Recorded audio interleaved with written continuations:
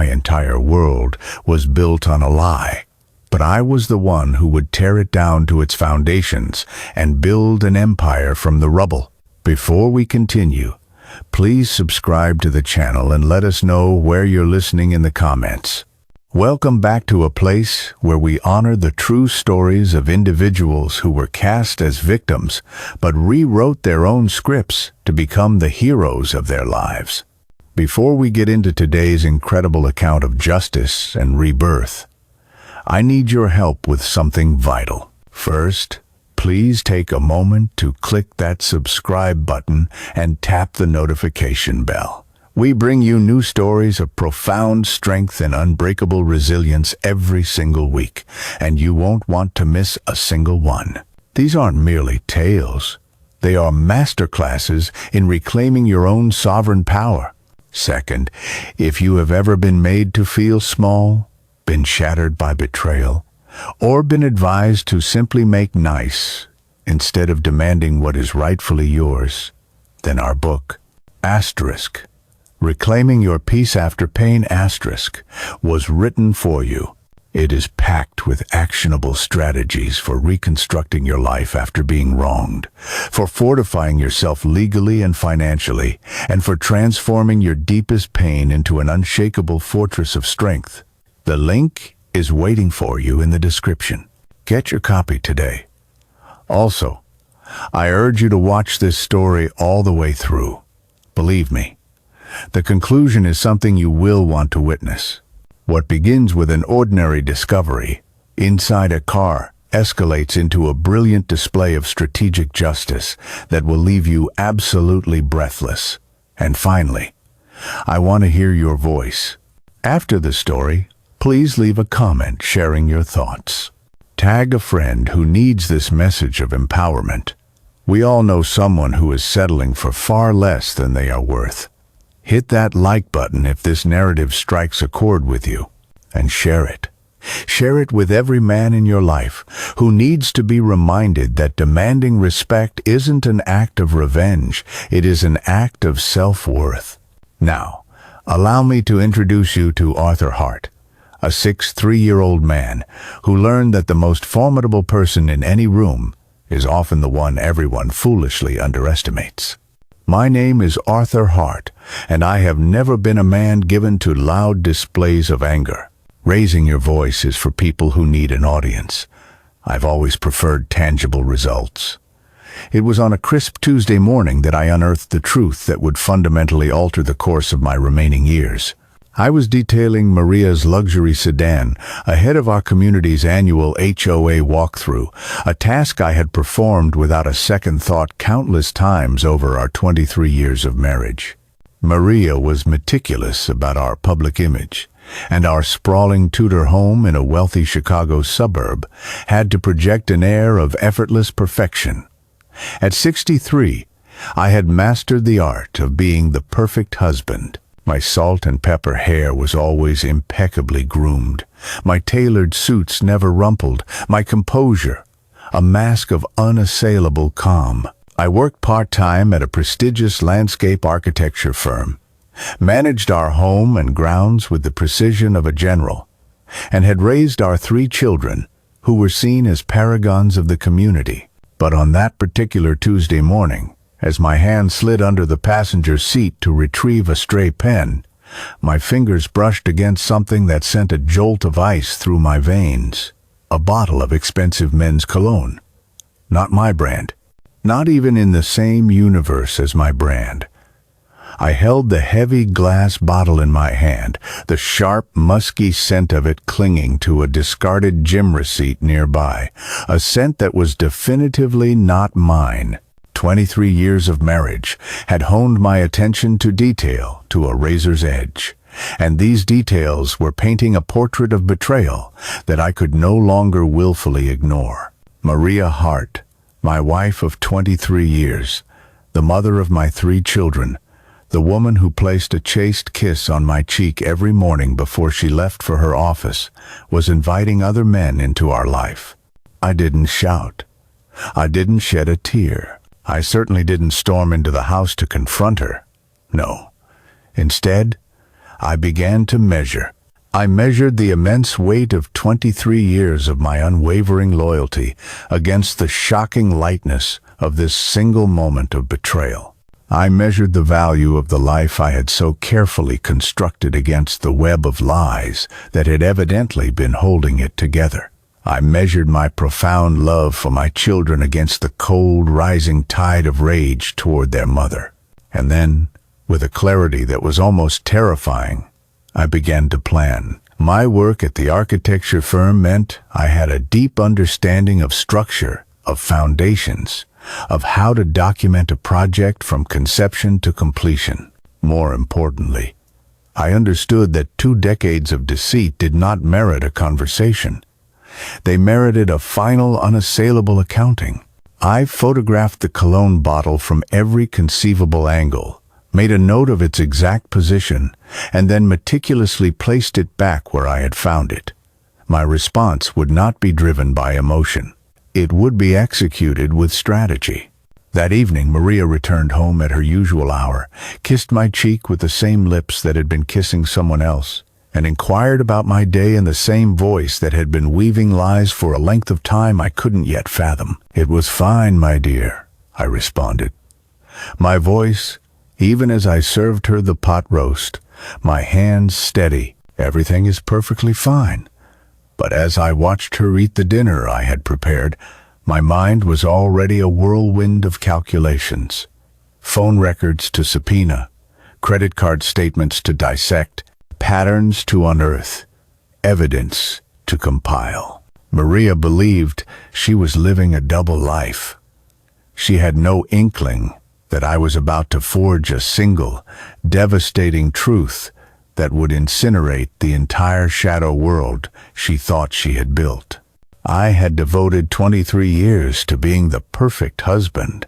Now, I would dedicate however long it took to becoming the perfect opponent.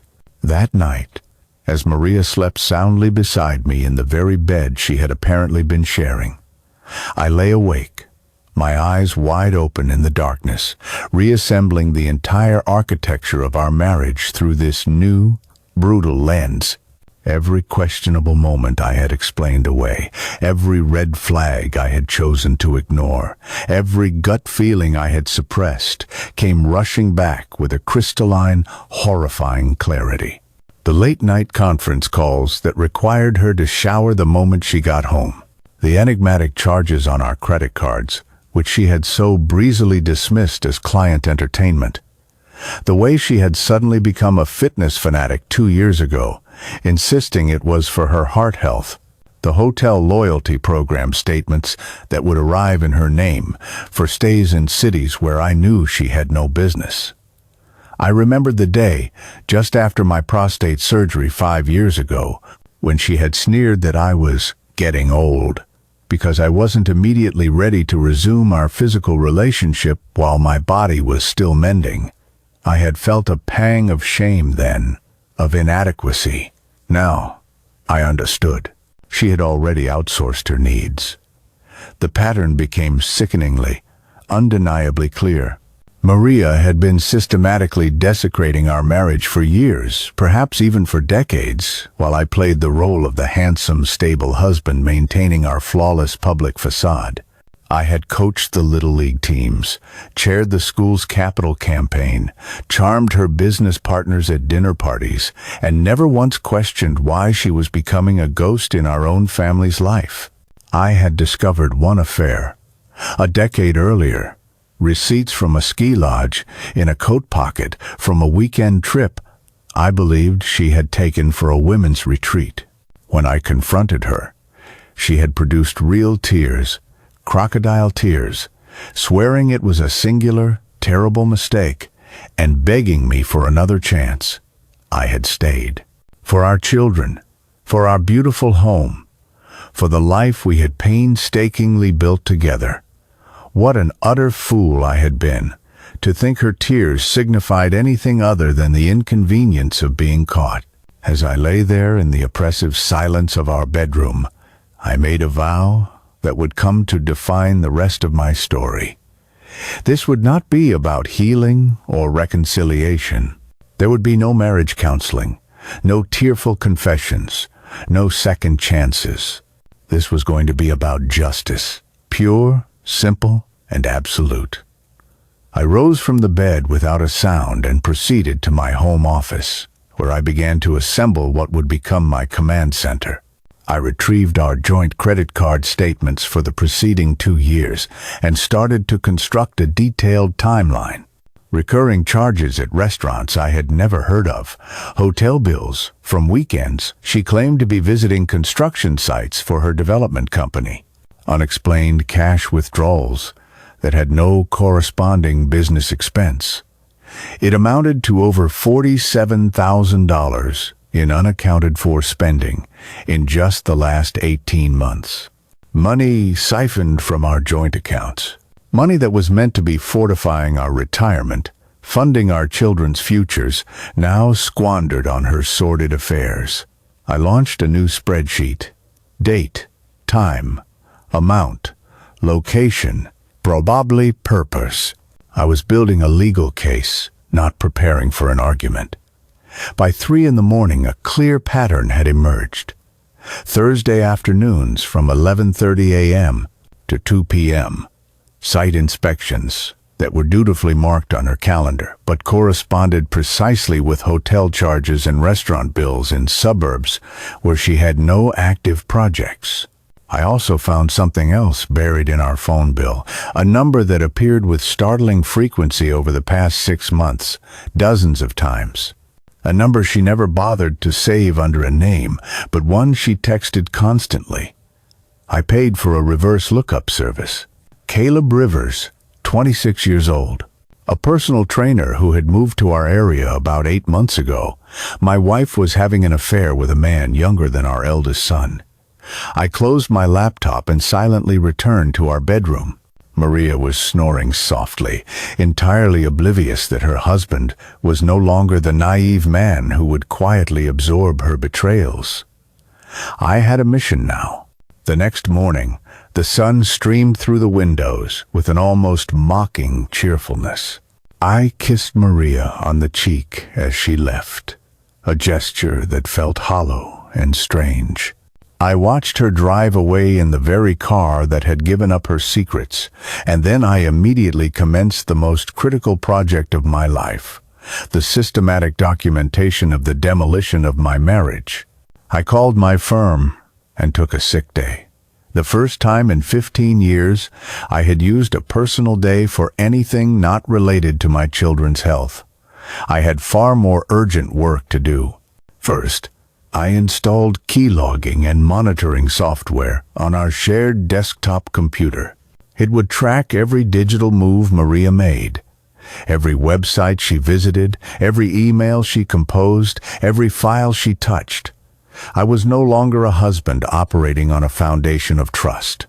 I was a forensic investigator, gathering irrefutable proof. Next, I turned my attention to our home security system. Maria had insisted on installing cameras throughout the house years ago, citing safety concerns. I now saw they could serve an entirely different purpose. The cameras didn't cover our bedroom, but they had a clear view of the hallway, the front entrance, and the main living areas. I started scrolling back through months of footage, my eyes scanning for any anomaly. What I discovered made my stomach clench into a cold, hard knot.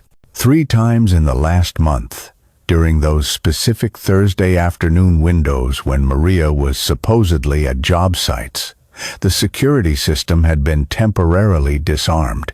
The footage showed no one entering or leaving through the front door during those periods. This meant that whoever was visiting was either using a back entrance or, more chillingly, had been given our private alarm code.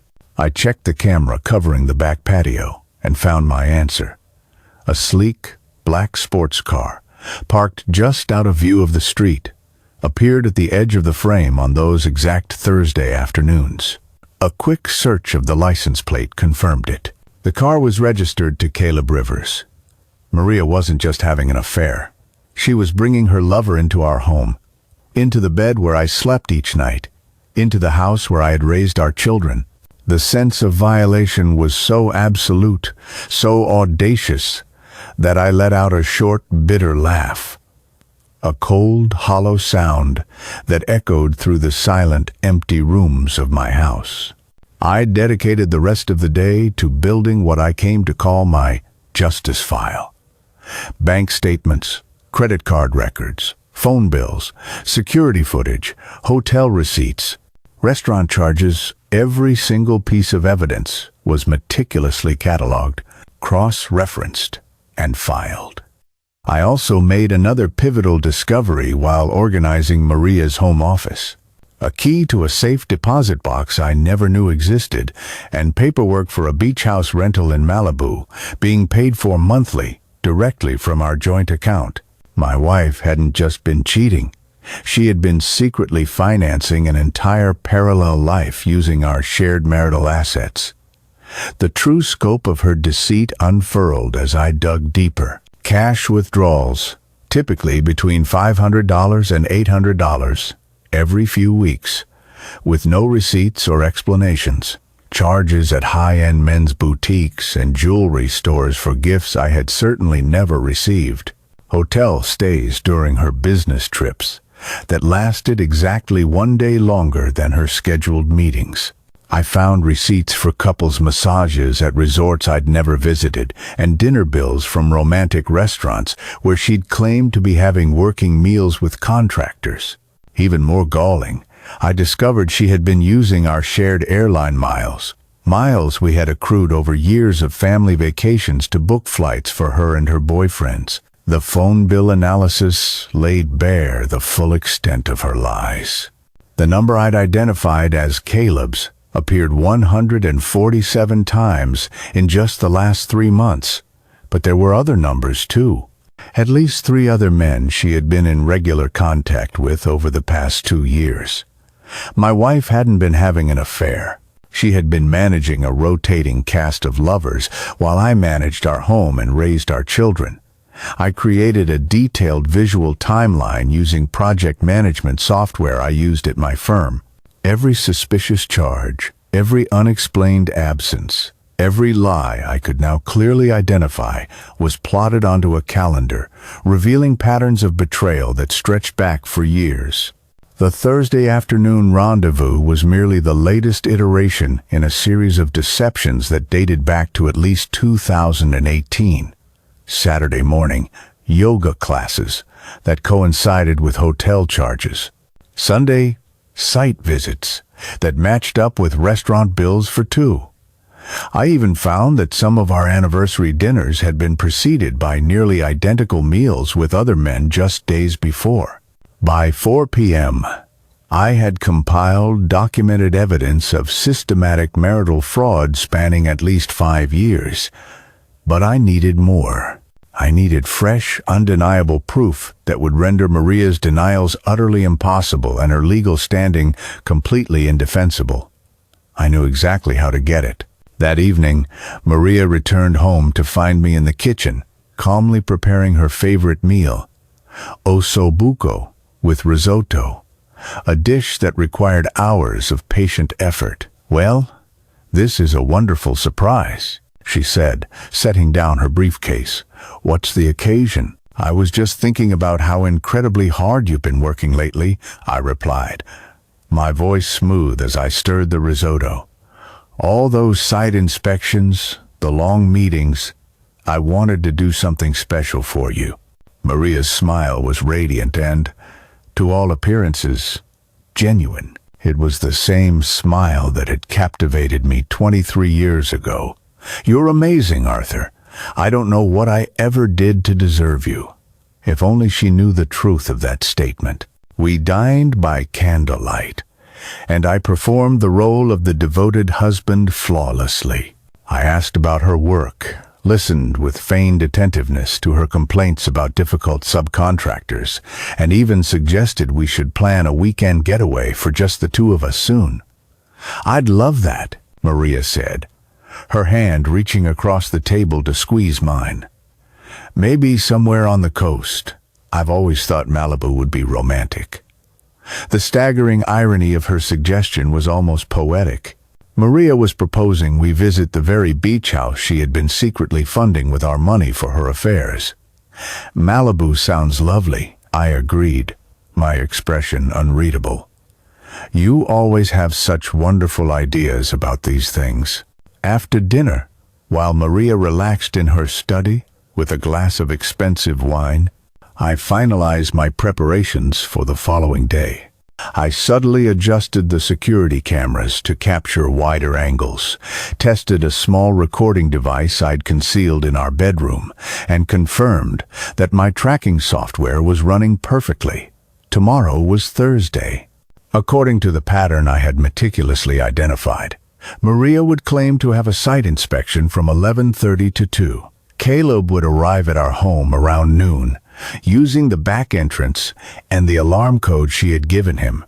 They would use our bedroom, our bed, our home for their tryst, while I was supposed to be safely at my office, completely oblivious. But this Thursday would be different. This Thursday, I would be waiting for them.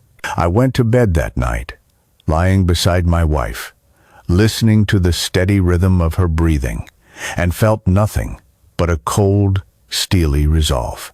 Tomorrow, the woman who had spent years plundering our marriage would finally be forced to reckon with the consequences of her actions. I slept more soundly than I had in months. Thursday morning dawned bright and clear, a perfect picture of suburban tranquility. Maria kissed my cheek at 7:30 a.m., informed me she had 3 site inspections that would keep her occupied until late in the afternoon, and drove away in her sedan with the unearned confidence of a woman who believed her husband was safely and happily ignorant. I waited precisely 30 minutes before setting my plan into action. First, I called my office and explained that I needed to work from home to deal with an unforeseen family emergency. It wasn't entirely a lie. Uncovering your spouse's systematic betrayal and orchestrating a response certainly qualified as a family emergency. Next, I slightly altered the angle of our backdoor camera, ensuring it would capture a clear image of anyone approaching the house from that direction. I also reactivated the motion sensors throughout the house, which Maria always disabled during her meetings. Then, I placed a small, high-fidelity recording device in our bedroom, not to capture anything explicit, but to document voices, timing, and provide undeniable proof of what was taking place in our marital home. At 11 a.m., I drove to a quiet coffee shop 6 blocks from our house, one that offered a clear, unobstructed view of our street. I settled into a corner booth with my laptop, appearing to be just another professional working remotely, while in reality, I was monitoring our home security feed. I ordered a black coffee and a croissant that I had no intention of eating, opened my laptop, and began my vigil. The other customers, mostly men my age meeting for their weekly coffee and conversations, had no idea that the well-dressed man in the corner was conducting a surveillance operation on his own marriage. At 11:47 a.m., Maria's sedan pulled into our driveway. She was supposed to be at a job site 20 miles away. At 11:52 a.m., the black sports car appeared on the back camera feed, parking discreetly behind the garage, just as it had on previous Thursdays. At 11:56 a.m., Caleb Rivers walked through our back door as if he owned the place. I watched through the cold, impartial lens of the security cameras as my wife of 23 years led a man half my age through the house I had painstakingly turned into a home. Up the stairs I climbed every night, towards the bedroom where I had conceived and helped raise our children. The violation was absolute, but the hot anger I expected had cooled into the grim satisfaction of a hunter whose quarry had just walked willingly into the trap. I didn't scream. I didn't cry. I made precise notes of the timing and took screenshots of every critical moment. I could see them moving past the hallway camera, and I could hear their muffled voices through the recording device laughing, relaxed, completely at ease in my home. It was chillingly clear they had done this many times before.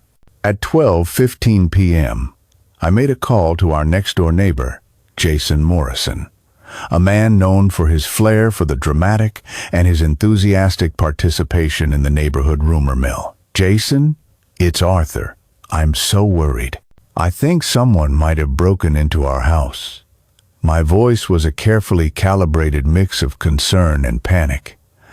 "I'm seeing movement on our security cameras, but Maria is supposed to be at work. Could you possibly walk by and see if anything looks out of place?" Jason Morrison was a 62-year-old retired history professor who had lived next door for 8 years and knew the business of everyone within a 3-block radius. He was also the self-appointed captain of our neighborhood watch program and took any potential security threat with the utmost seriousness. "Of course, Art. Stay on the line," Jason said, his voice instantly shifting into a high-alert tone. "I'll go check right now and tell you what I see." Jason was at our property line within 3 minutes, using his small terrier as a convenient cover for his reconnaissance mission. At 12:18 p.m., he was back on the phone, his voice a conspiratorial whisper laced with excitement. "Arthur, there is definitely someone in your house. I can hear voices coming from the upstairs windows, and there's a black sports car parked behind your garage that I don't recognize. Should I call the police?" "Please do," I said, my voice calm, though my heart was pounding with anticipation. "I'm on my way home." I packed up my laptop with deliberate, unhurried movements, left a generous tip for my untouched coffee and pastry, and drove home at precisely the speed limit. There was no advantage in arriving first to witness my wife's humiliation. In fact, it was far better if I arrived after the authorities were already on the scene. The police arrived at 12:31 p.m. I pulled into my driveway at 12:35 p.m., just as Officer Miller was ringing our doorbell. Maria answered the door, hastily pulling on a blouse over a camisole, her hair in disarray and her face flushed with a mixture of exertion and pure panic. Behind her, I could just make out Caleb, frantically trying to pull on his shirt while staying out of the line of sight from the front door.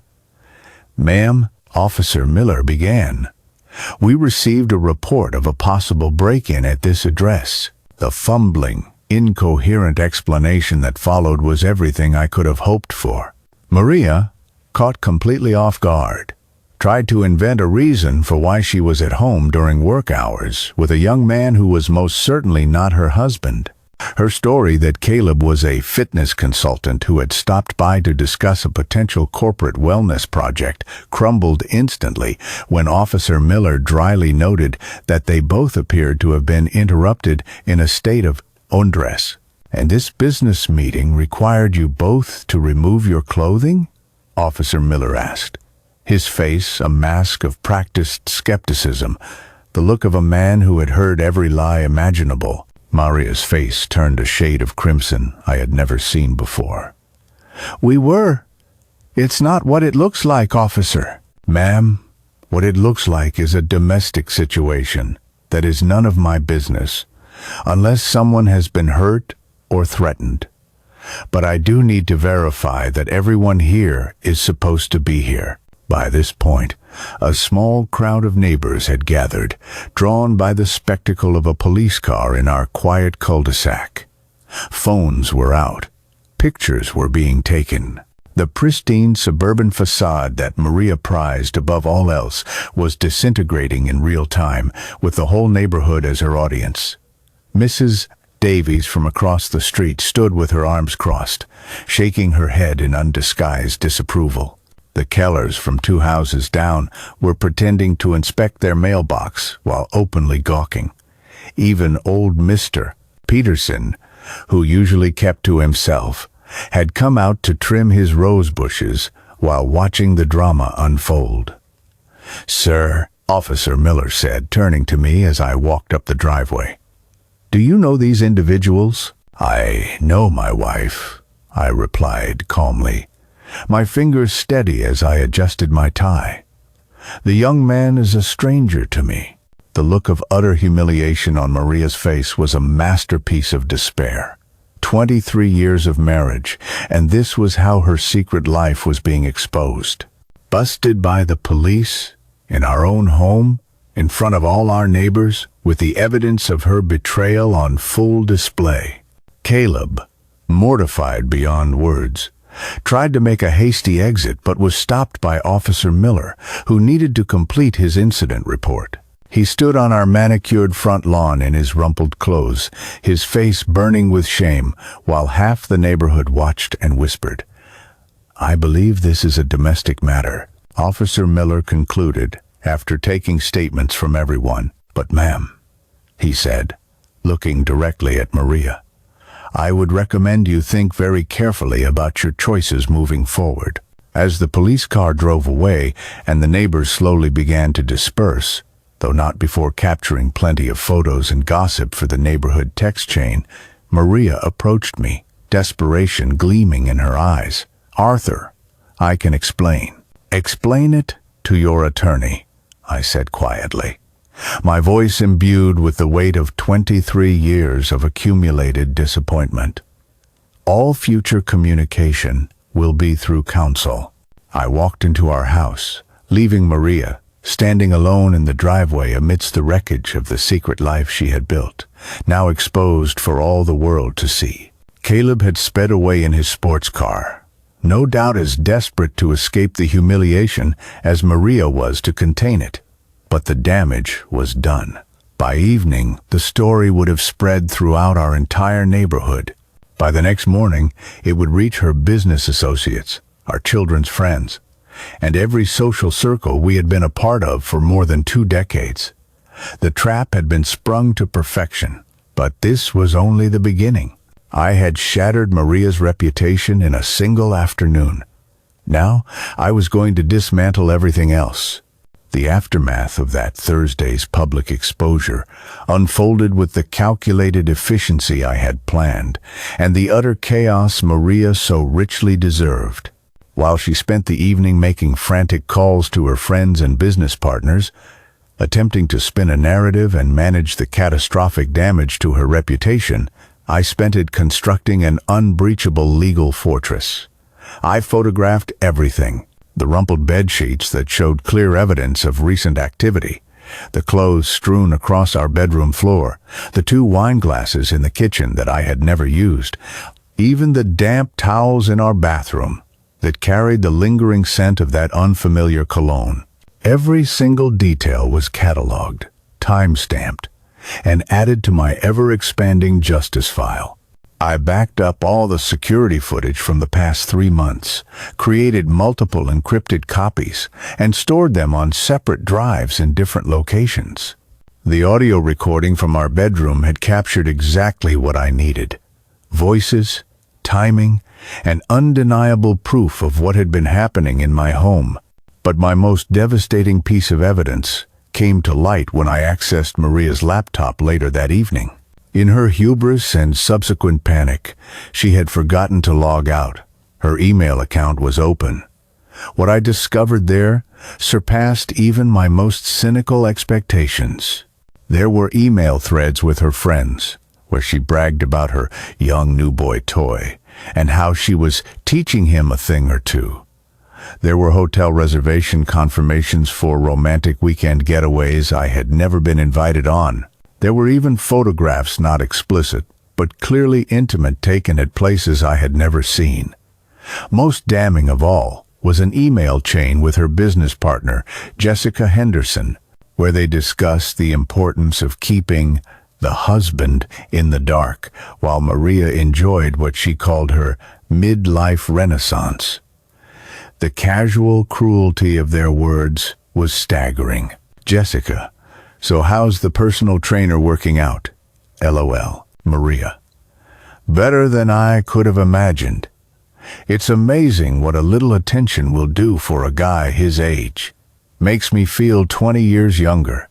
Jessica: "And Arthur doesn't suspect a thing?" Maria: "Arthur sees what he wants to see. As long as the mortgage is paid and he has his garden to putter around in, he's perfectly happy to remain ignorant. Some men are built for excitement. Others are built for stability. I'm just lucky enough to have both. Jessica. You're playing with fire, you know. Maria. I'm playing with life. 23 years of the same old routine was suffocating me. Now, I have something to look forward to. Caleb makes me remember who I used to be before I got trapped in all this suburban responsibility. The email was dated just 6 weeks prior. While I had been meticulously planning our anniversary dinner, Maria had been describing our marriage as a trap, and me as a willfully ignorant fool. I printed every single email, saved copies to multiple drives, and added them to my burgeoning case file. This wasn't just evidence of infidelity anymore. This was proof of intentional, emotional cruelty and a long-term systematic pattern of deception. On Thursday morning, I placed a call to Patterson and Associates, the most notoriously aggressive family law firm in the state. I specifically requested a consultation with Leonard Patterson himself, a man whose reputation for a scorched earth approach in divorce cases involving infidelity was legendary.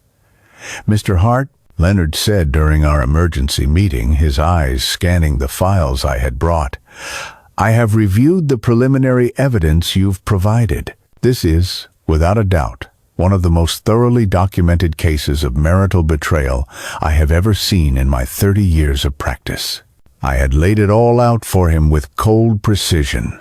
The financial records showing over $73,000 in marital funds spent on her affairs in the last 2 years alone, the security footage, the email correspondence, the secret Malibu beach house rental, and the key to the hidden safe deposit box. What are my options? I asked, my voice steady. In this state, Leonard explained, we can pursue a fault-based divorce with claims for marital waste, dissipation of assets, and a clear breach of fiduciary duty. Given the public humiliation factor and the systematic nature of the deception, we can also explore a claim for intentional infliction of emotional distress. Leonard's smile was as sharp as a scalpel. Mr. Hart, if we can prove long-term financial dissipation and intentional cruelty, we can take almost everything. Almost? I queried. We'll leave her with enough to live on. Barely, he said. What about the children? Your documentation protects them as well.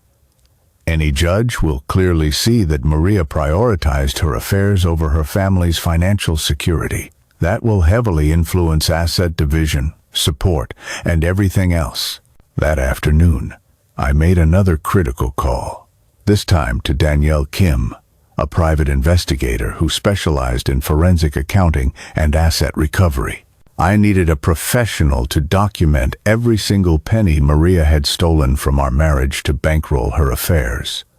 Mr. Hart, Danielle said after reviewing my initial findings, your wife has been running a systematic scheme to conceal marital assets. This beach house alone, she's been paying for it through a shell LLC that she funded with money siphoned from your joint accounts. What else can you find? Give me 1 week, she promised.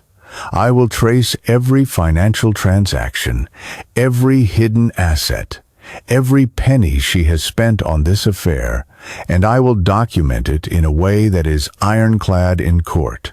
While Danielle began her deep dive, I focused on protecting my children and seizing control of the narrative. The neighborhood gossip network was already operating at full capacity. I could see the curtains twitching in windows and small groups of neighbors conferring in their driveways whenever I stepped outside. My son, Ethan, was home from college for the weekend. Noah was finishing his senior year of high school, and my daughter, Grace, was still just 16. They deserved to hear the truth from me before they were ambushed by distorted rumors from others. That evening, I gathered all 3 of them in our living room. Maria had been staying at a hotel since Thursday, ostensibly to give us space, But in reality, because the entire neighborhood now knew about her affair, and she couldn't bear to face the public humiliation. "Your mother and I are getting a divorce," I told them, my voice calm and direct. "She has been having affairs for many years, and I have finally gathered enough evidence to prove it conclusively in a court of law." Ethan, my eldest, went pale. "Dad, are you sure? Maybe there's been some kind of misunderstanding." "There is no misunderstanding, son. I have photographs, financial records, and video evidence. Your mother has been systematically betraying our family and using our money to finance her secret life." Noah, always the quiet, observant one, asked the question I had been dreading. "How long have you known?" "I've had my suspicions for years," I admitted. "But I found conclusive proof on Tuesday. I spent Thursday documenting everything, and now I'm taking decisive action." Grace, my youngest, began to cry softly. "Are we going to lose the house? Are you going to be okay?" "Oh, my darling girl," I said, pulling her into a hug. "We are not losing anything. Your mother is the one who is going to lose everything. And yes, I am going to be more than okay. I am going to be free." I explained the situation to them in age-appropriate terms, without vitriol but with unflinching honesty. Their mother had been stealing from our family to pay for her affairs. She had brought other men into our home, and she had shown a complete and utter disrespect for our marriage and our family. "What happens now?" Ethan asked, his voice heavy. "Now," I said, looking each of them in the eye, "we get justice. Your mother will face the legal consequences for her actions. She will pay back every dollar she stole from us. And she will learn that betraying your family carries a very real and very steep cost." "Will we have to testify? Or anything?" Noah asked, looking anxious. "No, this isn't about punishing you children. This is about ensuring your mother faces the appropriate consequences for her choices, and that our family is protected from this point forward." That night, Maria called my phone 7 times. I let every single call go straight to voicemail. Her messages, which I carefully saved, chronicled a predictable descent from angry indignation to desperate pleading. The first few were aggressive. "Arthur, you had no right to call the police. This is humiliating for the entire family." The middle ones were defensive. "I know this looks bad, but you don't understand the whole situation. We need to talk."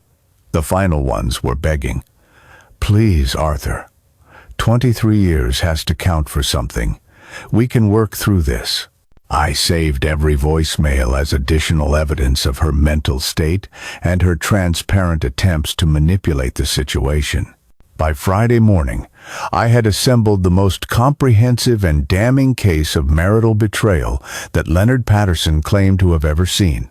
I had a team of ruthless attorneys preparing a devastating divorce filing, a brilliant private investigator unearthing hidden assets, complete documentation of years of systematic deception, and a clear plan that would leave Maria with nothing but a mountain of regret, and the rest of her life, to contemplate the consequences of her choices.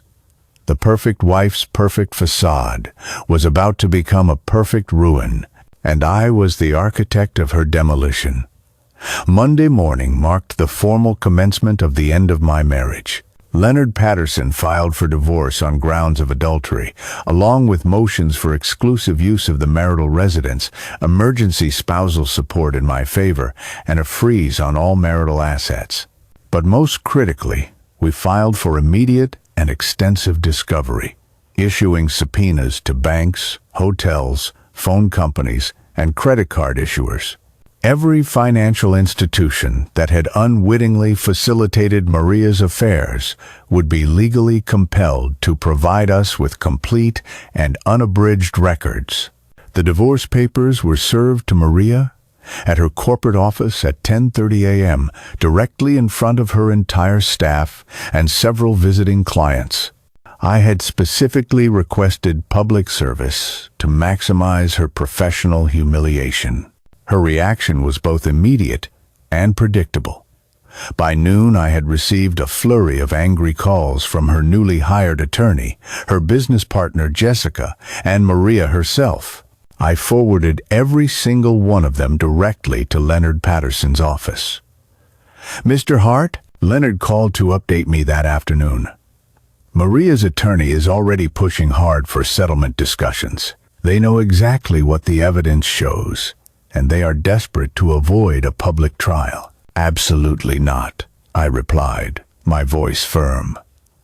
"I want full discovery completed first.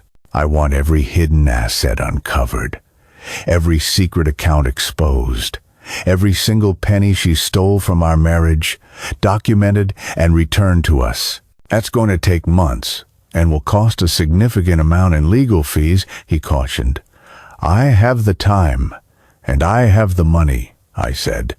"What I don't have is any interest whatsoever in making this easy for her." The discovery process commenced with lightning speed. Subpoenas were dispatched to every major bank in the region, all credit card companies, hotel chains, airlines, and rental car agencies. If Maria had spent our marital money on her affairs, we were going to find it. Danielle Kim's preliminary investigation had already revealed disturbing patterns, but the full, breathtaking scope of Maria's financial betrayal was still coming into focus. "Mr. Hart," Danielle called me on Tuesday evening. "You need to see this. I found evidence of a second safe deposit box. This one registered under a business name I've never heard of. It's been paid for monthly from your joint account for the last 3 years. "What's the business name?" "Coastal Investment Holdings," she said. "Ever heard of it?" I hadn't, but Leonard Patterson's legal team tracked it down within 24 hours.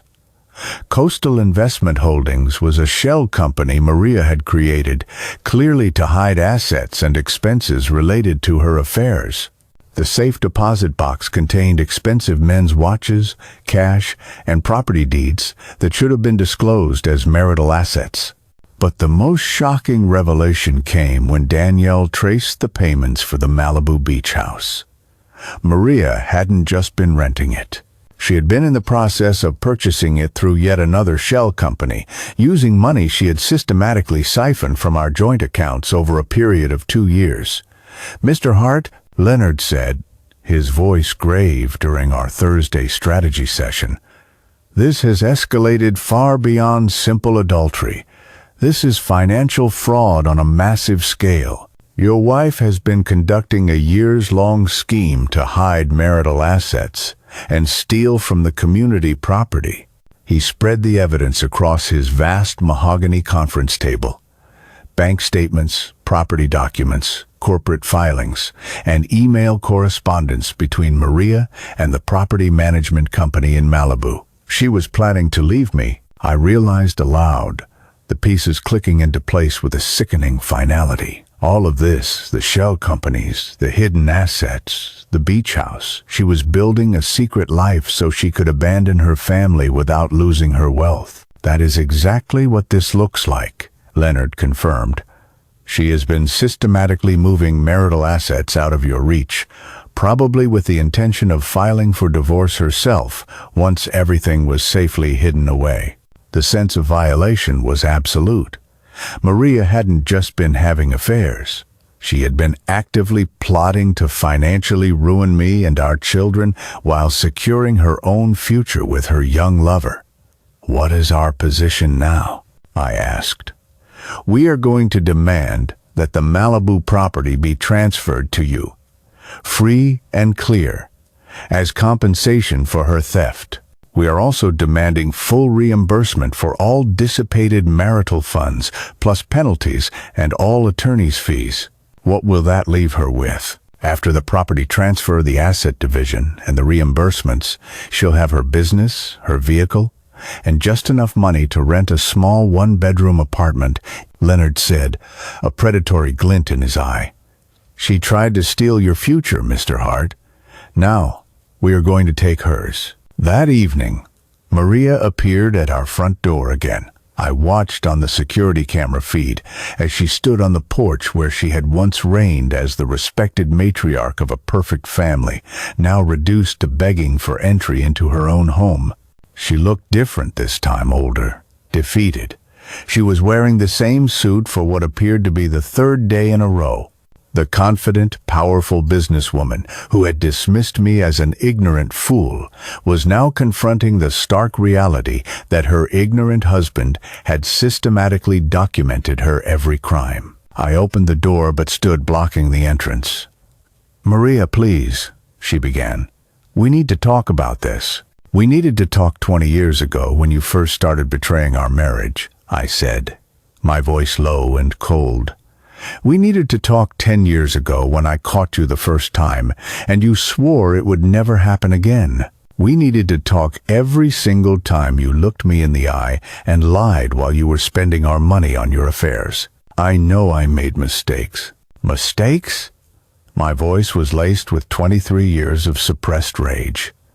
"You didn't make mistakes, Maria. You made choices. Every hotel room, every restaurant, every gift you bought him with our money. Those were choices. Every time you brought him into our home, into our bed, those were choices. Every time you stole from our children's future to finance your pleasure, those were choices. I want to make this right." "You can't," I said flatly. "Some things can't be fixed, Maria. They can only be survived." "What about the children? What about our family?" "You destroyed our family years ago," I said, the words hanging in the cool night air. "I'm just making the paperwork match the reality."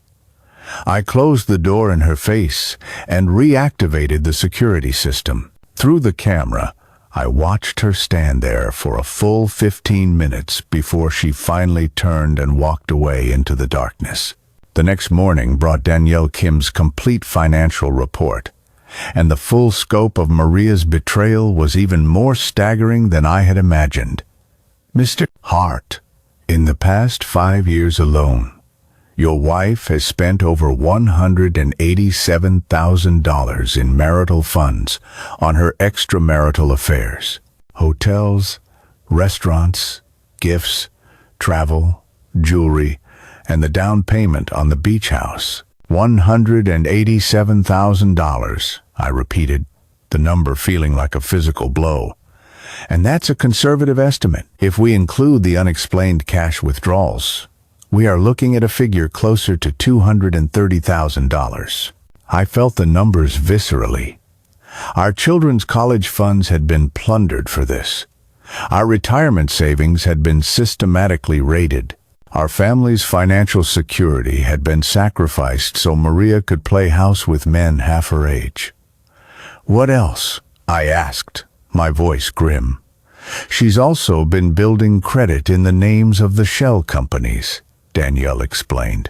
"Apparently, she was planning to take on significant debt that wouldn't be tied to marital property. I found applications for credit cards and business loans that would have given her access to another $150,000 in borrowing capacity. So, she was planning to steal even more," I stated, the coldness of her calculation breathtaking. "It appears she was building an exit strategy.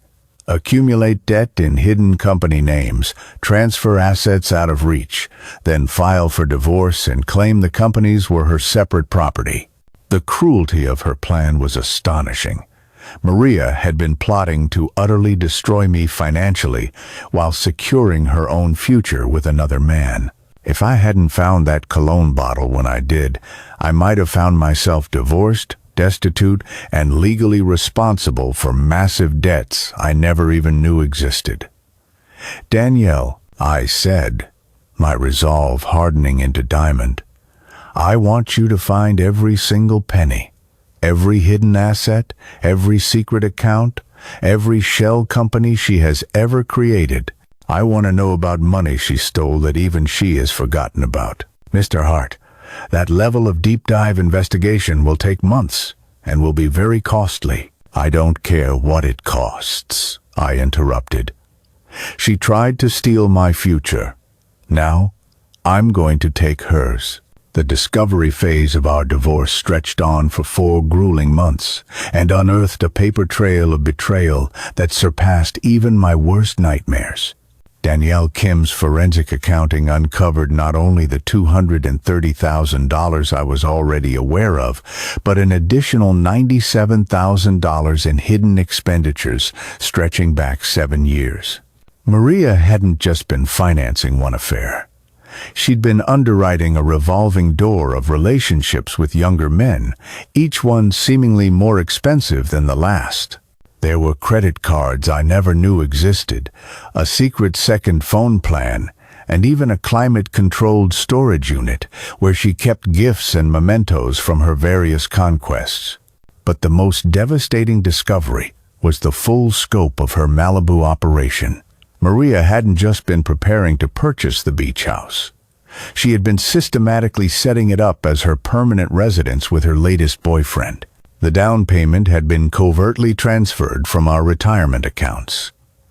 The monthly mortgage payments were being automatically debited from our joint checking account. She had even begun furnishing it with high-end pieces purchased through interior designers I had never heard of. "Mr. Hart," Leonard Patterson stated during our December strategy meeting, "this is no longer just a case of adultery. This is a complex financial fraud that has been ongoing for 7 years. Your wife has been conducting a systematic scheme to steal marital assets and conceal them in preparation for abandoning her family." He spread the mountain of evidence across his conference table: bank statements, property documents, corporate filings, and email chains between Maria and everyone from real estate agents to jewelry appraisers. The Malibu property alone represents over $340,000 in stolen marital funds. Down payment, mortgage payments, property improvements, furnishings, all paid for with money she took from your joint accounts. "What's our position?" I asked, my voice devoid of emotion. "We are demanding the Malibu property be transferred to you, free and clear, as compensation for her theft. We are also demanding full reimbursement for all dissipated marital funds, $327,000 in total, plus penalties, interest, and all attorney's fees."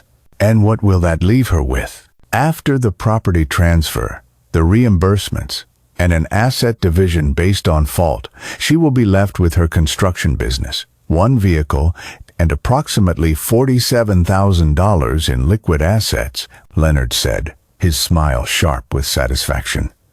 "She stole from you for 7 years to build a secret life. Now, that secret life belongs to you. And the business? She can keep it, but it will be encumbered by the reimbursement order. If she can't pay you back immediately, which she can't, the court will garnish her business income until the debt is satisfied in full." The settlement conference was scheduled for a bleak gray Tuesday in February.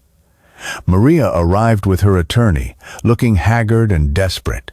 She had lost a significant amount of weight, her expensive suit hung loosely on her frame, and the confident, almost arrogant swagger that had defined her for decades was completely gone. I arrived in a perfectly tailored charcoal suit, my hair impeccably styled, looking exactly like what I was. A man who had been grievously wronged and was now methodically claiming his justice.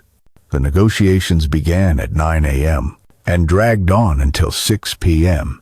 Maria's attorney tried every conceivable argument to lessen the settlement amount, but the evidence was simply overwhelming and undeniable.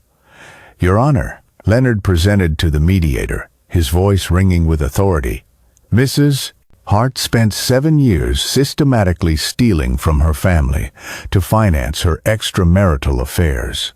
She created shell companies to hide assets, used marital funds to purchase property for her paramour, and was actively planning to abandon her husband and children while keeping the very assets she had stolen from them. These are serious allegations," Maria's attorney began weakly, "that are supported by 847 pages of documentary evidence." Leonard interrupted smoothly. "Bank records, property deeds, corporate filings, email correspondence, and photographic evidence. Mrs. Hart's own words, in her own emails, describe her plan to keep her husband ignorant while she built a new life with stolen money. The mediator, a retired judge with a no-nonsense reputation, reviewed the evidence binders for 2 solid hours before delivering his recommendation. "Mrs. Hart," he said, his gaze fixing on her, "I have practiced family law for 30 years, and I have never seen such a systematic and deliberate scheme to defraud a spouse. The evidence shows not just adultery, but financial fraud, breach of fiduciary duty, and intentional infliction of emotional distress." He looked directly at Maria. "You are fortunate that Mr. Hart is seeking civil remedies rather than pursuing criminal prosecution for theft. Our demands were laid out with surgical precision. The immediate transfer of the Malibu beach house to me, free and clear. Reimbursement of all dissipated marital funds, $327,000. A division of all remaining marital assets, 75 divided by 25 inches my favor due to fault. Maria's assumption of all marital debt, and my legal fees, totaling $67,000, to be paid in full by Maria. Alimony of $8,000 per month, for life." Maria's attorney looked physically ill. "Your Honor, these demands would leave my client essentially destitute." "Your client spent 7 years working to make her husband essentially destitute while she financed her affairs," the mediator replied coldly.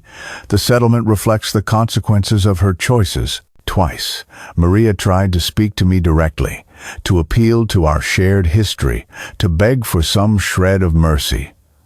"Arthur, please, 23 years has to count for something. 23 years of lies count for nothing," I replied, my voice as calm and steady as a frozen lake. 7 years of theft counts for everything.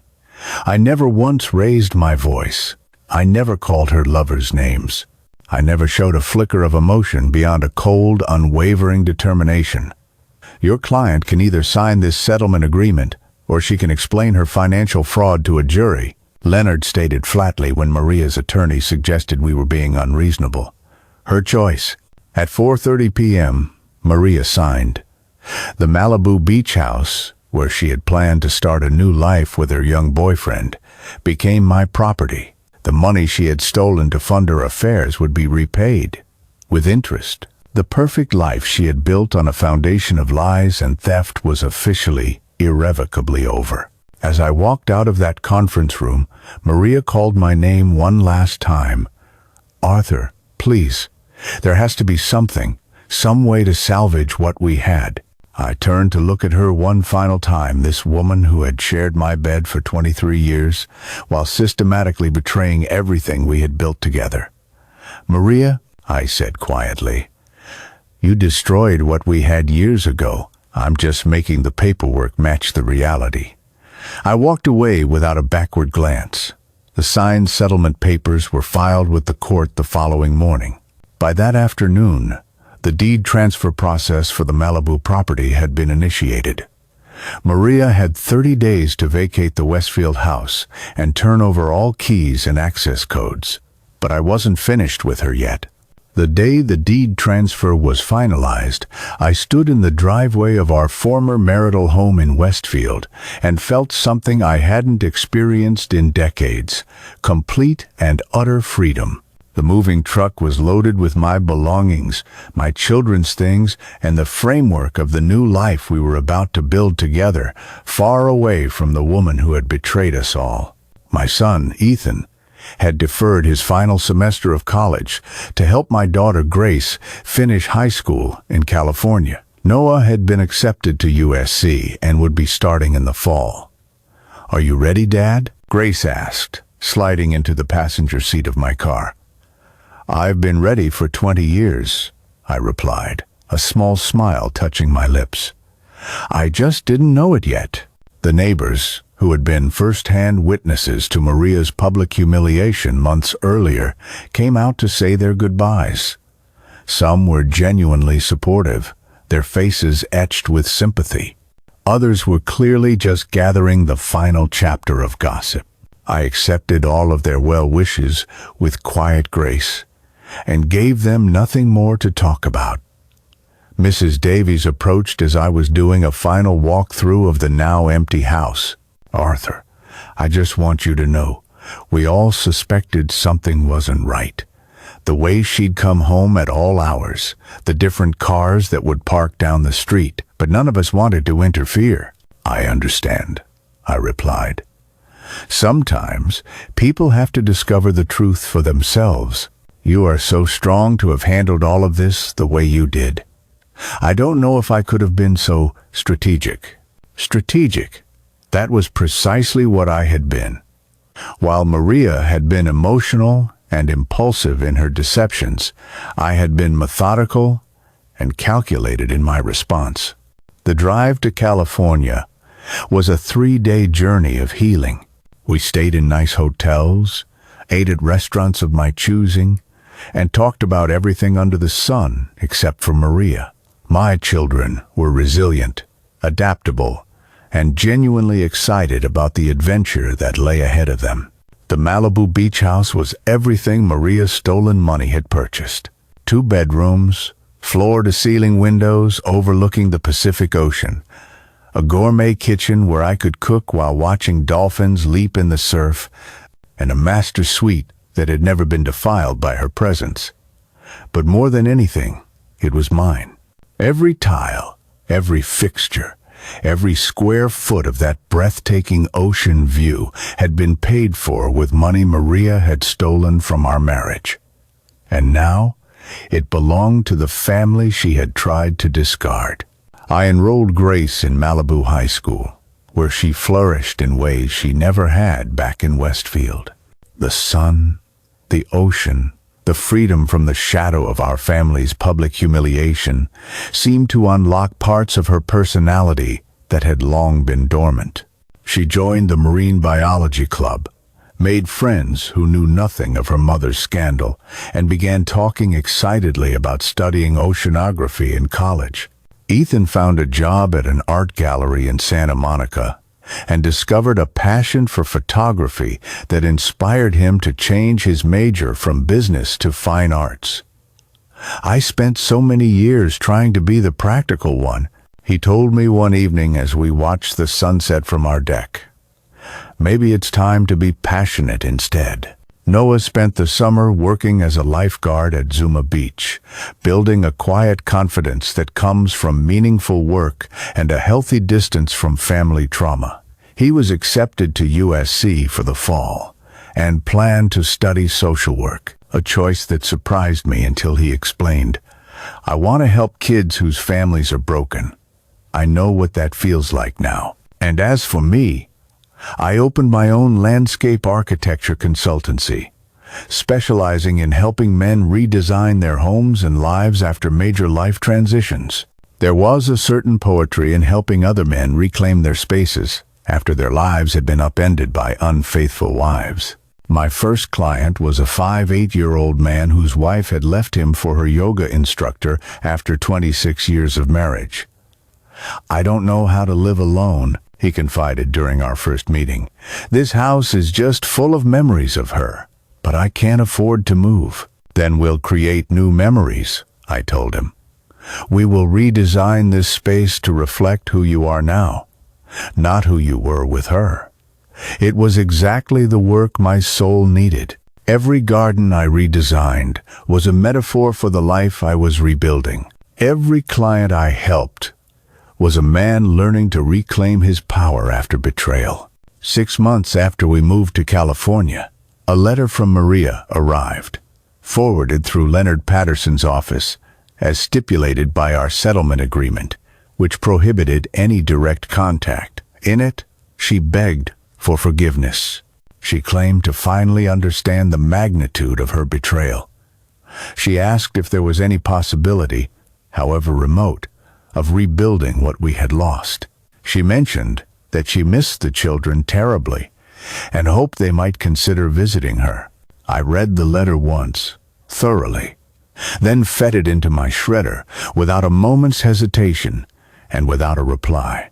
Some people believe in second chances, in the power of forgiveness, in the possibility of redemption.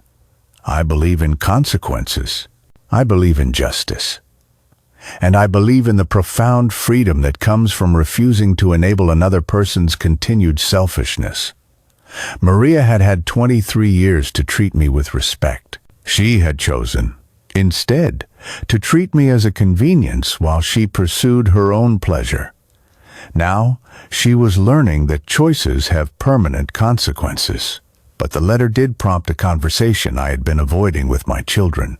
That evening, I gathered them in our new living room, the same configuration as the night I told them about the divorce. But now, we were different people in a different world. Your mother sent a letter through my attorney. I told them simply, she wants to apologize and rebuild relationships with all of us. The silence that filled the room was telling. Finally, Ethan spoke. What did you tell her? I didn't respond, but I wanted you all to know that she is asking for contact, and you each get to decide for yourselves what, if anything, that means to you. Noah was the first to speak. I don't want anything to do with her. She stole from us for years. She lied to our faces. She brought strangers into our house. I'm done. Grace nodded in agreement. She made her choices. Now, we get to make ours. Ethan was quiet for a long time. Part of me is curious what she has to say, he admitted, but a much bigger part of me realizes that nothing she can say could ever undo what she did. And I don't owe her forgiveness just because she's finally feeling guilty. You don't owe her anything, I confirmed, my voice gentle but firm. None of us do. We gave her 23 years of our lives, and she used that time to systematically betray us. Now, we get to spend our time and our energy on people who deserve it. That night, as I sat on my deck, watching the moonlight shimmer on the vast dark Pacific, I felt a sense of peace I hadn't known was possible. The man who had spent decades managing a household built on a foundation of lies was gone. In his place was someone who had learned to demand truth, justice, and respect. My phone buzzed with a message from my newest client. Arthur, I can't thank you enough. For the first time in years, my house feels like my home again. You didn't just redesign my space. You helped me redesign my life. This was why I had survived Maria's betrayal. Not just to rebuild my own life, but to help other men rebuild theirs. 2 years after the divorce was finalized, I was living a life I couldn't have even imagined during my years of quiet, suburban martyrdom in Westfield. The design consultancy had blossomed into a thriving business with a waiting list of clients throughout Los Angeles. I had appeared on several home and garden television shows, been featured in architectural magazines, and had begun writing a book about creating beautiful, restorative spaces after life's upheavals. Grace was graduating from high school as valedictorian, with plans to study marine biology at UC San Diego. Noah was thriving at USC and had started a peer support group for children of divorced parents. Ethan had gotten engaged to a wonderful woman he'd met at the gallery, a sculptor who treated him with the respect he had learned to demand. My children had not only survived their mother's betrayal, they had flourished in the absence of the toxic energy she had brought into our family dynamic. I, meanwhile, had discovered who I truly was when I was no longer trying to be the perfect husband to a deeply imperfect woman. I was stronger, sharper, more confident, and infinitely happier than I had been in decades. The phone call came on a Tuesday evening as I was preparing dinner on my oceanfront deck. Leonard Patterson's name flashed on my caller ID. Arthur, I have some news about Maria. I'm not interested, I said. She's in financial trouble, serious trouble. She's asking if you would consider modifying the settlement agreement. I set down my glass of wine and looked out at the tranquil Pacific. the ocean where I had found my peace. What kind of trouble? Her construction business is failing. She can't keep up with the reimbursement payments, and her creditors are threatening to force her into bankruptcy. She wants to know if you'd accept reduced payments or consider some kind of modification to the payment plan. I thought about this for exactly 3 seconds. No, she's also asking for permission to sell some of the assets the court ordered her to keep so she can make the payments to you. That's not my problem. She signed a legally binding agreement. She can either honor it or face the legal consequences. Arthur, if she declares bankruptcy, you might not receive the full amount you're owed. Then I'll take her business as collateral, I said without hesitation. Leonard, Maria spent 7 years stealing from me to finance her pleasure. If she is finally facing the consequences of those choices, that's called justice. It is not my problem to solve. But Maria's financial woes weren't the only news Leonard had for me. There's something else. Maria has been trying to contact the children directly. She found out where they go to school and has been sending letters to them there. My protective instincts ignited instantly. What kind of letters? According to Noah, they're guilt-ridden attempts to explain her actions and beg for forgiveness. She is apparently telling them that you are keeping them from having a relationship with her. Has she approached them in person? Not yet, but Noah was concerned enough to call my office rather than you. He didn't want to upset you. I was furious that Maria was now trying to manipulate my children, but I was also immensely proud that Noah had the wisdom to seek legal advice rather than get drawn into an emotional battle. What are our options?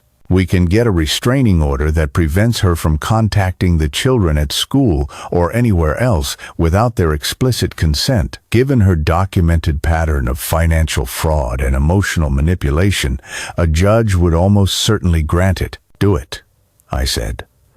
That evening I had another family meeting with my children. This time, instead of delivering bad news, I was seeking their input on how to handle their mother's continued attempts to manipulate them. She is not respecting your boundaries, I told them. She's trying to use guilt and manipulation to force relationships that you have chosen not to have. It's actually kind of pathetic, Noah said. The letters are all about how sorry she is and how she's learned from her mistakes. But she never once acknowledges what those mistakes actually cost us. She keeps saying she loves us and wants to be a part of our lives again, Grace added, her voice firm. But love isn't supposed to involve lying and stealing and betraying people. Ethan had been quiet during the conversation, but he finally spoke up. I think I'm ready to write her back, not to reconcile, but to tell her exactly why her letters are inappropriate and why we don't want any contact with her. You don't owe her an explanation, I said gently. I'm not doing it for her, he replied. I'm doing it for me. I want her to understand unequivocally that her actions had consequences, and we are not going to pretend they didn't. The letter Ethan wrote was a masterpiece, clear, firm, and devastatingly honest. Mom, your letters are inappropriate and unwelcome. You seem to believe that an apology erases the damage you caused, but it doesn't. You stole from our family for 7 years. You brought strangers into our home. You lied to our faces while you were planning to abandon us. You tried to destroy Dad financially while you built a secret life with someone else. These are not mistakes. They are choices. And the consequences of those choices include losing the relationships with your children. We don't hate you, but we don't trust you. We don't respect you, and we do not want you in our lives. Your apologies don't change what you did, and your guilt does not create an obligation for us to forgive you. Please stop contacting us. We are building new lives without you, and we are happier than we have ever been. Ethan, P.S. Noah and Grace asked me to tell you they feel the exact same way. The letter was sent through Leonard Patterson's office, along with a formal notice that any further attempts to contact the children would result in immediate restraining order proceedings. Maria's response came within a week. A rambling, angry letter accusing me of poisoning the children against her and threatening to take legal action to enforce her parental rights. Leonard Patterson's reply was swift and brutal. A detailed letter outlining Maria's financial fraud, her violation of her fiduciary duty to her family, and her systematic betrayal of her parental responsibilities, along with a clear and unambiguous statement that any legal action she initiated would result in countersuits for harassment and intentional infliction of emotional distress. We never heard from Maria again. 5 years after I found that bottle of cologne hidden in Maria's car, I stood on the deck of my Malibu home and watched Grace graduate from UC San Diego with highest honors in marine biology. She had grown into a confident, brilliant young woman who spoke passionately about protecting ocean ecosystems and had never once expressed a single regret about cutting contact with her mother. Ethan was married now, with a successful photography studio in Venice Beach and a wife who treated him with the profound respect he had learned to demand from watching my example. His wedding had been beautiful, intimate, and joyful, and completely free of the drama that including Maria would have inevitably brought. Noah had graduated from USC and was now working as a family therapist, specializing in helping children and teenagers navigate the complexities of divorce and family trauma. "I learned from watching you handle what Mom did," he told me recently. "You showed me that you can be hurt without being destroyed, and that demanding respect isn't the same thing as being vindictive." My design consultancy had evolved into something I had never expected. A support network for men rebuilding their lives after betrayal. I had written a book called Times Reclaiming Your Peace After Pain, Times that had become a bestseller. I had appeared on national television to talk about financial recovery after divorce and had become an accidental advocate for men who had been financially manipulated by their spouses. The irony was not lost on me that Maria's betrayal had ultimately led to the most fulfilling and purposeful work of my life. I received letters every week from men who said my story had given them the courage to leave destructive marriages and demand better for themselves. Each letter was a powerful reminder that my decision to demand justice rather than quietly accept betrayal had created ripple effects far beyond my own family. One letter in particular moved me deeply. "Mr. Hart, I'm 45 years old and just discovered that my wife has been having affairs for our entire 20-year marriage. I was ready to accept her apologies and try to work things out because everyone told me that's what good husbands do. But reading your book made me realize that being a good husband to a bad wife just enables more bad behavior. I've hired an attorney and I'm documenting everything. Thank you for showing me that demanding consequences isn't revenge, it's self-respect." That evening, as I sat on my deck with a glass of wine, watching the sun dip below the Pacific horizon that I now owned a piece of, I reflected on the long journey that had brought me to this place of peace. I had spent 23 years being the perfect husband to a profoundly imperfect woman. I had ignored red flags, rationalized suspicious behavior, and sacrificed my own intuition on the altar of marital stability. But the moment I found that undeniable evidence of her betrayal, I had transformed from a victim into the architect of my own justice. I hadn't screamed, I hadn't begged, I hadn't tried to change her or to save our marriage. I had simply documented the truth and demanded consequences that were commensurate with the scope of her betrayal. Some people might call it revenge. I called it an accounting. Maria had stolen from me for years. Stolen money, stolen time, stolen the chance for me to make informed decisions about my own life. I had simply calculated the true cost of her theft and presented her with the final, non-negotiable bill. The settlement had given me this house, financial security, and the freedom to build a life based on truth instead of lies. More importantly, it had given my children a powerful model of what it looks like to refuse to accept disrespect, even from people who are supposed to love you. I never remarried. I had no interest in ever taking that risk again. But I had built a life filled with work I was passionate about, children I was immensely proud of, and a deep sense of self-worth that no one could ever steal from me again. My phone buzzed with a text from a new client. "Mr. Hart, I can't thank you enough for helping me redesign my home after my divorce. For the first time in years, my space reflects who I am, not who I was expected to be. You didn't just change my house, you helped me change my life." I smiled and put my phone away. This was why I had survived. Not just to rebuild my own life, but to help other men rebuild theirs. The sun disappeared below the horizon, painting the sky in breathtaking shades of gold and rose.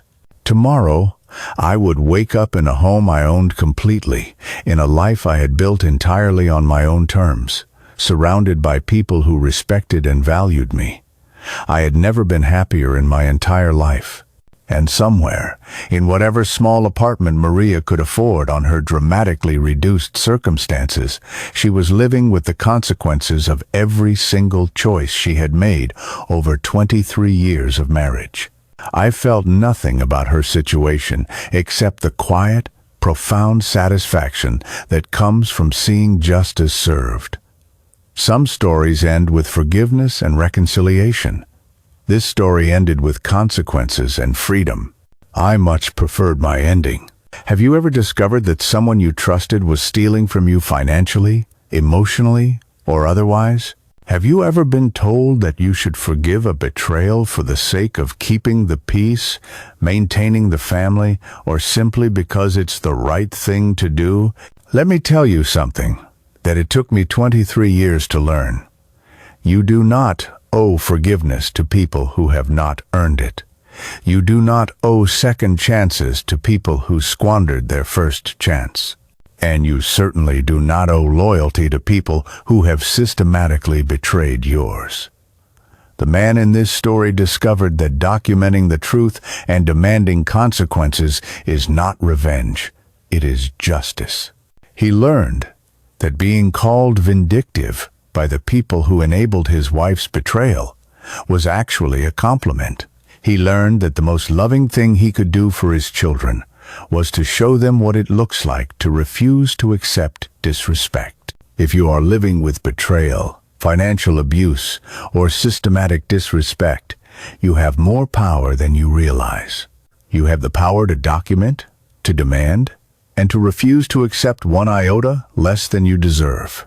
Our book, Reclaiming Your Peace After Pain, will teach you how to rebuild your life after betrayal, how to protect yourself financially during a separation, and how to model strength for your children.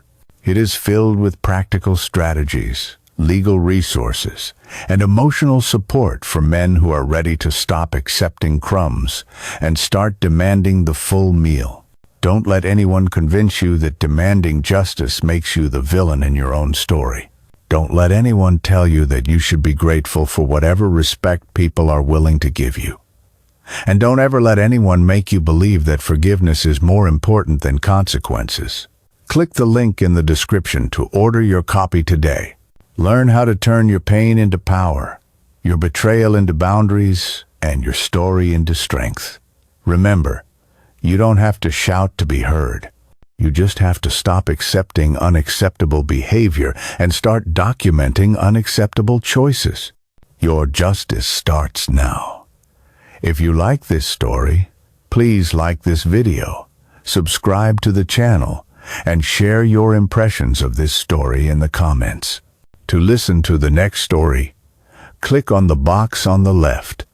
Thank you for watching.